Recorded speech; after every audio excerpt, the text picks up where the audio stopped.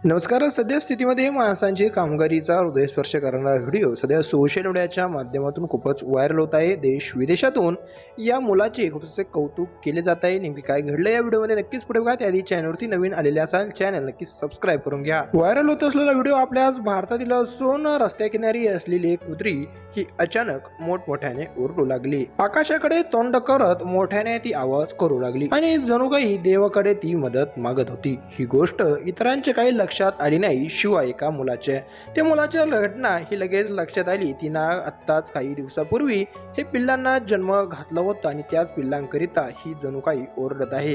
हे लक्षात येताच त्याने आणि त्याच्या सोबत असणाऱ्यांनी गावात शिरलेल्या पुराच्या वाहत्या पाण्याकडे धाव घेतली आणि थोडं पुढं जाताच त्यांना 5-6 पिल्लं पाण्याच्या दिशेने वाहून जाताना दिसू लागली.